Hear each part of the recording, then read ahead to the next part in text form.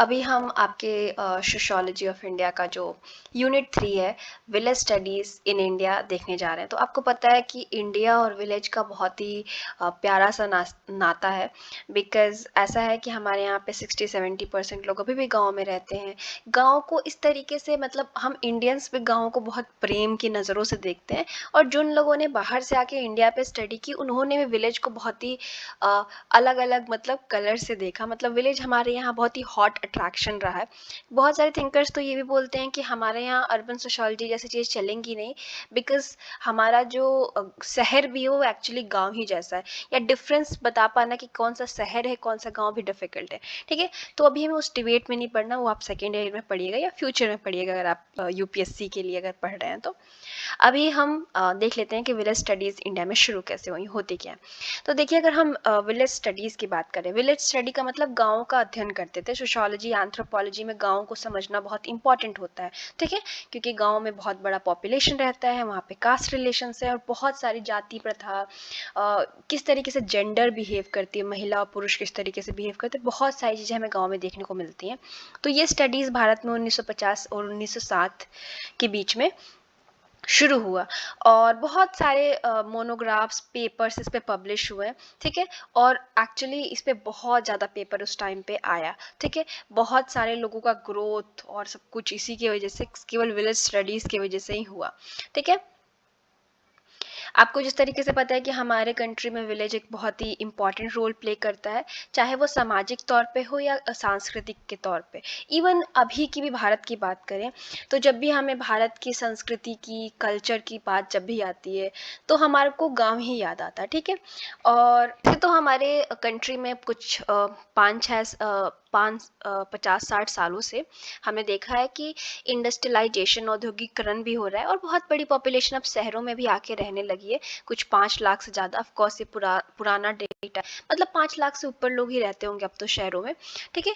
लेकिन फिर भी हमें देखने को मिलता है कि बहुत बड़ा पॉपुलेशन, भारत का मेजॉरिटी ऑफ पॉपुलेशन, बहुसंख्यक लोग एग्रीकल्चर पे यानी कृषि से संबंधित है, या कृषि से संबंधित कोई ना कोई कार्य करते हैं, डायरेक्टली इनडायरेक्टली, ठीक है? मे बी कोई शहर में रह सकता है और उसका गाँव में खेती हो, और वो बहुत सारे सिस्टम खेती करवा रहा हो, किसी को ज़मीन दे के, बहुत सारे सिस्टम होते हैं। 2001 के सेंसस की बात करें तो भारत में गांव के लोग थे, ठीक है? 72% जो पॉपुलेशन थी भारत की, वो गांव में रहती थी। आप देख रहे हैं बहुत बड़ा नंबर है, 72%। एंड अगर हम बात करें 1/4 जो नेशन का इनकम है, पूरे नेशन में जितनी कमाई होती है, भारत में जितनी भी कमाई का जरिया है, उसमें से 1/4 यानी 25% जो कमाई है वो केवल एग्रीकल्चर से आती है। आधे से ज़्यादा भारतीय पॉपुलेशन, 50% लोग एक्चुअली एग्रीकल्चर सेक्टर में कृषि संबंधित कार्य करते हैं, ठीक है? तो ये सब डेटा आपको थोड़ा बहुत याद रखना है। नया डेटा भी आप चेक कर सकते हैं, इंटरनेट आपके लिए है, नहीं तो आप बोलिएगा तो मैं कमेंट सेक्शन में लिख दूंगी। उसके बाद अगर हम बात करें, तो विलेज को मैंने जिस तरीके से बताया, एक ड्रीम वर्ल्ड की तरह या इस तरीके के वर्ल्ड की तरह, ऑथेंटिक नेटिव लाइफ। अगर आपको बहुत लोग एडवाइस करेंगे कि भारत को समझना है, मतलब आप जब भी किसी बाहर के लोगों से बात करेंगे, या लोग ऐसे कहेंगे, शहरों में बात होती है कि भारत को समझना है तो भारत के गाँव में चाहिए, भारत का जो दिल है वो गाँव में बसता है। ऐसी बहुत सारे आपने लोगों से बात करते हुए सुना होगा ये सब चीज़ें, बात गाँव में ये चीज़ें बहुत अच्छी हैं, गाँव में ऐसे जीवन है। तो ये बेसिकली क्या बताता है कि एक हम लोगों का आइडियोलॉजिकल जो कनेक्शन है गांव से कहीं ना कहीं बहुत क्लोजर है, या हमने गांव को मान रखा है कि वहीं पे हमें अपनी संस्कृति जो है वो अपने पूरे मतलब अच्छे तौर पे, अगर हमें संस्कृति को अपने समझना है तो हम गांव में ही समझ सकते हैं। एंड्रे बेटेल जो विलेज की स्टडी करते हैं, तो ये बताते हैं कि विलेज कोई रहने का स्थान नहीं है। मतलब गांव में लोग रहते हैं ना, बट कहते हैं कि सिर्फ रहने का स्थान नहीं है गांव।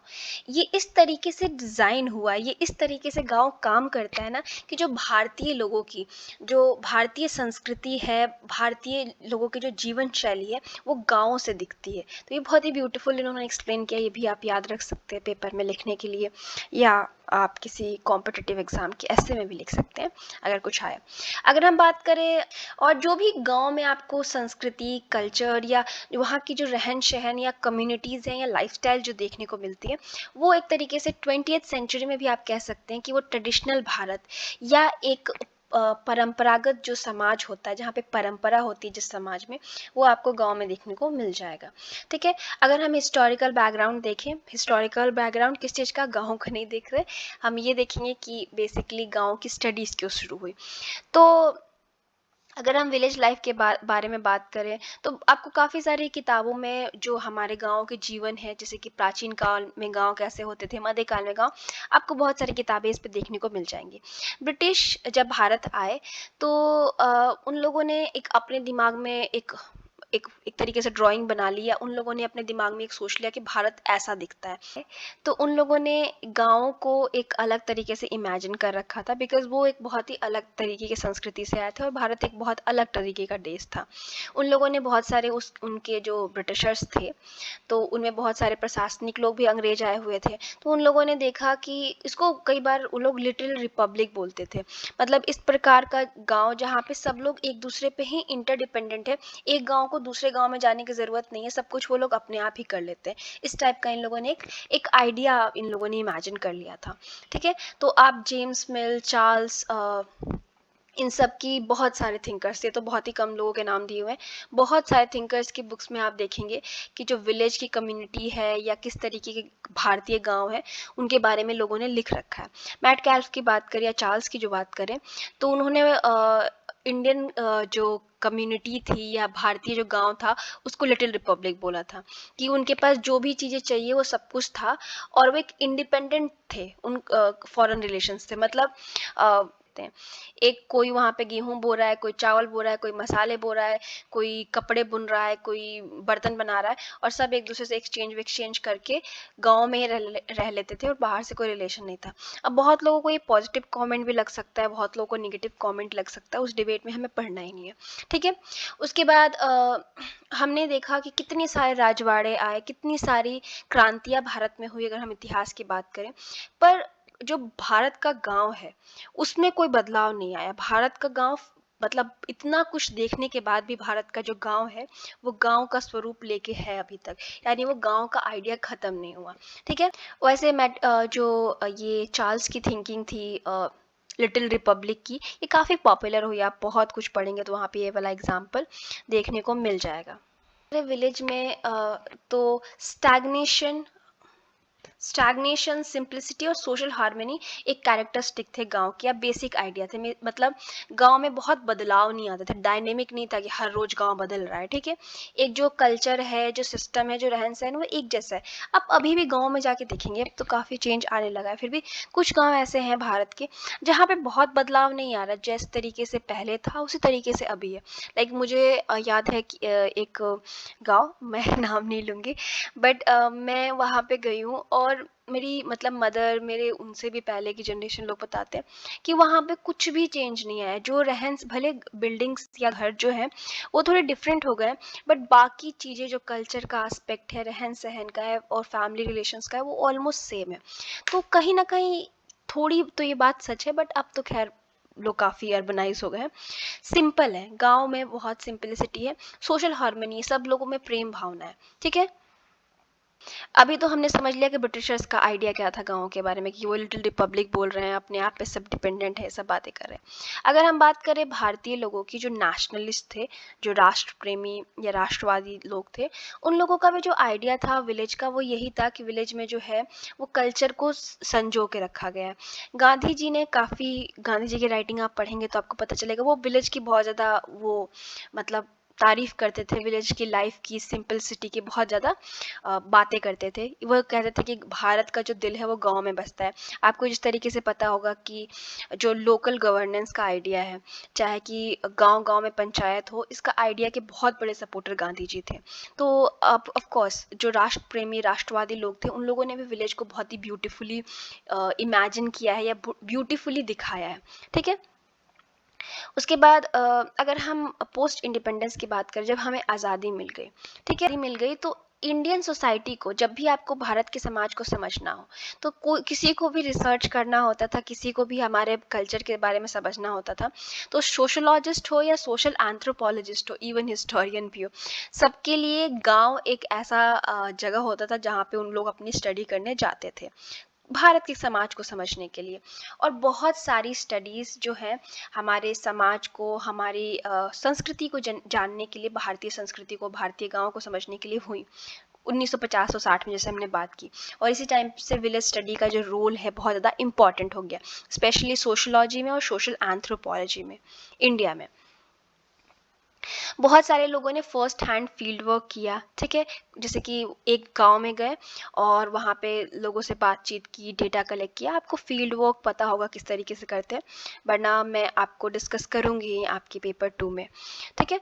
और फील्ड वर्क करके मतलब रिपोर्ट वगैरह तैयार की, मतलब एक विलेज में जाते, 1 साल 2 साल वहाँ रहते, वहाँ के कास्ट कैसी है, कल्चर कैसा है, लोगों का रहन सहन, सब कुछ स्टडी करते हैं, ठीक है। सोशल एंथ्रोपोलॉजिस्ट जो थे वो जाते तो वो स्ट्रक्चर समझने की कोशिश करते, किस प्रकार के गांव में संबंध है, किस प्रकार से शादी है, फैमिली है, लोगों के बीच में संबंध है, उसके बाद वैल्यू सिस्टम किस तरीके से चलता है गांव के लोगों का, ये सब चीज़ें स्टडी करते।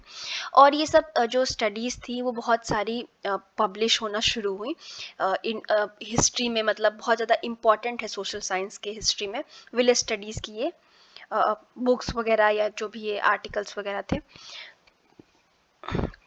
अब इससे हमें 2 चीज़ समझ में आई। एक तो लोगों को विलेज स्टडी में बहुत इंटरेस्ट आ रहा था और फील्ड वर्क बहुत ज़्यादा पॉपुलर हो गया, या फील्ड व्यू का आइडिया आ गया। देखिए 2 तरीके के विचारधारा आपको देखने को मिलेगी, एक बुक व्यू, एक फील्ड व्यू। बुक व्यू मतलब एक किताबी आइडिया किसी कॉन्सेप्ट के बारे में। हम चैप्टर 6 में इसको बहुत डिटेल में डिस्कस करेंगे, वो ऑलरेडी चैनल पे है। तो बेसिकली बुक व्यू क्या होता है कि किताबों में इसके बारे में क्या बात की गई है। मान लीजिए कि कास्ट सिस्टम के हम एग्जांपल लेते हैं, तो उसमें डिवीज़न दिया है कि ये कास्ट ऊपर है, ये नीचे है नॉल, और ये काम करना चाहिए इस कास्ट को। बट आप फील्ड व्यू में जाएंगे, यानी फील्ड व्यू का मतलब होता है जब आप रियल लाइफ में उस चीज़ को देखेंगे, कास्ट सिस्टम को, तो आपको देखने को मिलेगा कि किताब का जो रूल एंड रेगुलेशन दिया गया है वो फॉलो हो रहा है थोड़ा बहुत, पर एग्जैक्टली वैसा नहीं हो रहा। कहीं कहीं तो बिल्कुल डिफरेंट भी आपको देखने को मिलेगा। तो फील्ड व्यू और बुक व्यू में यही डिफरेंस होता है, ठीक है। और ये सब स्टडी करने के लिए इवन भारतीय जितनी किताबें थी ऐतिहासिक तौर पे, या पवित्र किताबें हैं, या तो धार्मिक या पुराने ज़माने की, उनको भी स्टडी करने के लिए लोग जाने लगे। अब कॉन्टेक्स्ट क्या था, अंग्रेज भारत को छोड़ के चले गए। उन लोगों ने भी अपने आइडियाज़ भारत के गांव के बारे में, भारत की जाति के बारे में, अलग अलग चीज़ों के बारे में अंग्रेज़ों ने भी काफ़ी किताबें लिखी थी और समझने की कोशिश की थी, बिकॉज उनको हमारे ऊपर राज करना था। लेकिन अगर हम सोशोलॉजी की बात करें या सोशल एंथ्रोपोलॉजी की बात करें तो वो काफ़ी यंग डिसिप्लिन था। और इसलिए इंडियन विलेज को समझने के लिए एक बहुत मतलब इम्पॉर्टेंट काम था कि अब मान लीजिए कि सोशोलॉजी को अगर हम पढ़े या सोशल एंथ्रोपोलॉजी को पढ़े, तो उसका मेन कंटेंट क्या होता है, कल्चर, आर्ट, लाइफस्टाइल, यही सब चीज़ें होती हैं। तो इसमें विलेज को स्टडी करना बहुत ज़्यादा इम्पॉर्टेंट था, इसी वजह से यहाँ पे ये सब शुरू हुई। हमें केवल उन लोगों को गाँव को पढ़ने में इंटरेस्ट नहीं था, एक और चीज़ था कि जो थर्ड वर्ल्ड कंट्रीज़ थी, फर्स्ट वर्ल्ड कंट्रीज़ जो पूरी तरीके से डेवलप थी, सेकेंड वर्ल्ड कंट्रीज़ जो अभी डेवलपिंग थे, थर्ड वर्ल्ड जो अभी अभी आज़ादी पाई थी, मतलब उस पर किसी और देश ने कब्जा कर रखा था, उन देशों में हमें देखने को मिलता था। जैसे कि भारत भी उसमें आप ले सकते हैं, भारत भी शुमार है क्योंकि हम पे भी अंग्रेज़ों ने कब्जा कर रखा था। तो इन देशों में ये देखने को मिलता था कि जो कृषि है ना, कृषि पे बहुत सारे लोग, बहुत बड़ी पॉपुलेशन डिपेंडेंट रहती थी, और इंडस्ट्रियलाइजेशन उतना ज़्यादा हुआ नहीं था, ठीक है। जैसे समझने के लिए कि किस तरीके से गाँवों को ट्रांसफॉर्म किया जा सकता है, किस तरीके से औद्योगिकरण जो है या मॉडर्नाइजेशन का जो आइडिया है या डेवलपमेंट इन जगहों पे किया जा सकता है, इसके लिए भी गाँव की स्टडी करना इम्पॉर्टेंट था। अब हमें जब गाँव में इतने सारे लोग, मतलब 72% लोग गाँव में हैं, जिसमें से 50% लोग जो हैं वो सिर्फ कृषि पे ही निर्भर है, अगर हम भारत का ही एग्जाम्पल ले तो जब वो कृषि पे निर्भर हैं, तो अगर हमको समझना है कि अब मान लीजिए कि कहीं की पॉपुलेशन, एक सेकेंड एग्जाम्पल लेते हैं, हमने डिस्कस किया कि 50% जो पॉपुलेशन है, ठीक है, 50% पॉपुलेशन कृषि से जुड़ी हुई है या एग्रीकल्चर से जुड़ी हुई है, ठीक है। यानी बहुत सारे लोग एग्रीकल्चर पर डिपेंडेंट है। एग्रीकल्चर पर डिपेंडेंट है तो ज़रूरी नहीं है कि भारत में जितनी एग्रीकल्चर हो रही है, मान लीजिए कि इसमें से 25% लोगों को हम हटा भी देना है कृषि से, ठीक है, तो 25% लोग ये कृषि जितनी हो रही है वो कर सकते हैं। बहुत सारे ज़्यादा लोग मतलब कृषि पे निर्भर थे, तो हमें डेवलपमेंट करना था उस टाइम पे, ठीक है। मतलब एक तो इंडस्ट्रियलाइजेशन करना था, दूसरा ये रीज़न था कि बहुत सारे जो गाँव में संबंध थे, ठीक है, उनको भी समझना था। हमें देखने को मिलता है अंग्रेज जाने के बाद बहुत सारे जो ट्राइब थे, वो अपना कैरेक्टर ख़त्म हो चुका था उनका, या तो वो किसी जाति में मिल चुके थे, या किसी चीज़ और मतलब किसी मतलब अलग इनकी लाइफ़स्टाइल हो गई थी। इन लोगों ने अपनी जो लाइफ़स्टाइल थी, बहुत सारे ट्राइब थे, वो या तो खेती या पीजेंट्री वगैरह जॉइन कर लिए थे, इस तरीके से बन गए थे। तो ये सब चीज़ें भी समझनी थी कि लोगों की लाइफस्टाइल कैसे चेंज हो गई है। ये जो प्राइमेटिव ट्राइब थे, जो ट्राइबल थे, जनजातियाँ थीं, वो किस तरीके से डिसअपेयर हो रही हैं, किस प्रकार से ख़त्म हो रही है और किस प्रकार से वो लोग कृषि में आ रहे हैं। ये सब चीज़ें भी हमें समझने की ज़रूरत थी कि हम बेटर अपने कंट्री को कर सकें, ठीक है।